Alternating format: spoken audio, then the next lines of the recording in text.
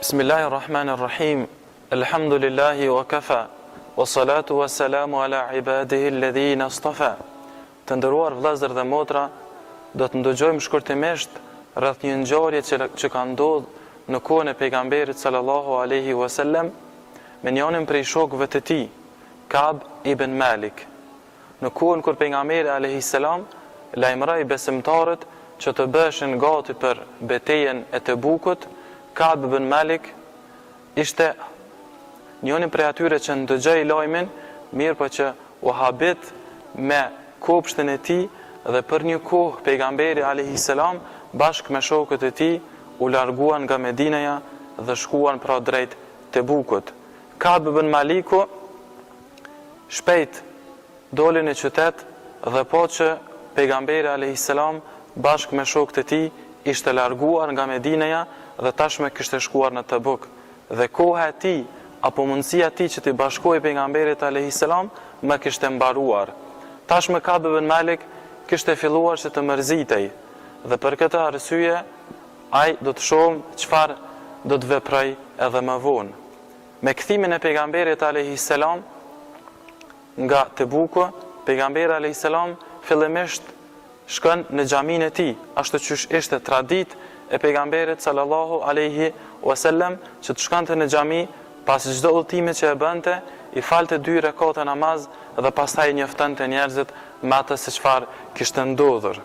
Munafiqët, të cilët nuk kishin marrë pjesë në këtë betejë, pra në betejën e Tebukut, shkuan me radhë që të kërkonin falje pejgamberit alayhi salam për mos pjesëmarrjen e tyre në këtë betejë. Ndërsa Ka'b ibn Malik ishte prej atyre njerëzve, besimtarëve të dovetshëm, të cilët kishin marrë pjesë edhe në betejën e Bedrit, kishte marrë pjesë edhe në betejën e Uhudit dhe në betejë tjera. Mirë po kishte dashur Allahu që në këtë betejë mos të merrte pjesë dhe pastaj ne do të ndëgjojmë se çfarë do të ndodhë. Para se Ka'b ibn Malik të ofrohej pejgamberit alayhi salam, ai me veten e tij e bën një bisedë të brendshme, të cilën na tregon edhe neve.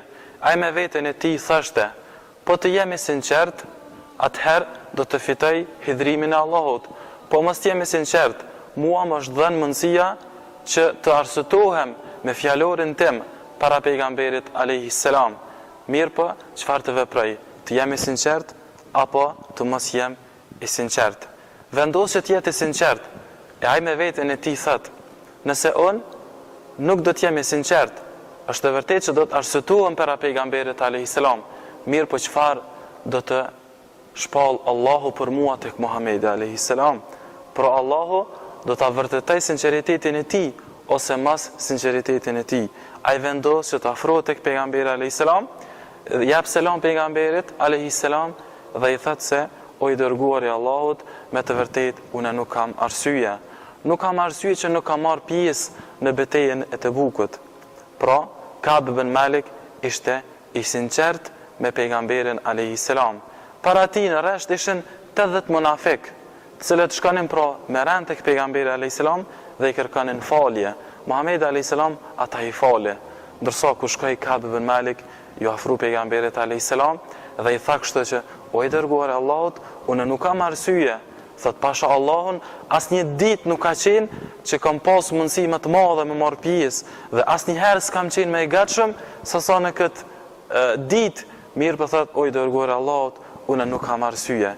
E pejgamberi alayhis salam i tha diçka që është shumë e rëndësishme dhe mjaft me vlerë.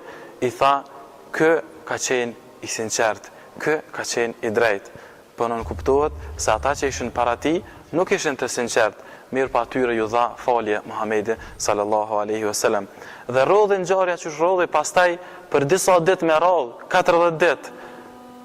Pejgamberi alayhis salam urdhëroi shokët e tij dhe njerëzit që shoqërinë që mos t'i flasin Ka'b ibn Malikut, dhe pas një kohe këtë e shtyte edhe për 10 ditë tjera, 50 ditë nuk i falen Ka'b ibn Malikut dhe më në fund vjen shpallja nga ana e Allahut që liron Ka'b ibn Malik dhe tregon Allahu xhelleshanu që me të vërtetë këta ishin të sinqert dhe Allahu xhelleshanu pra shpalli ajete kuranore dhe vërtetoi sinqeritetin e tij.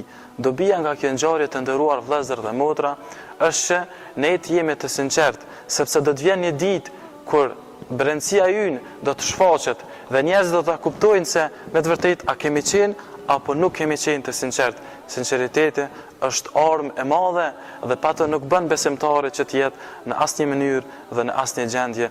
Allahu na bëft prej të sinqertëve. Allahumma amin.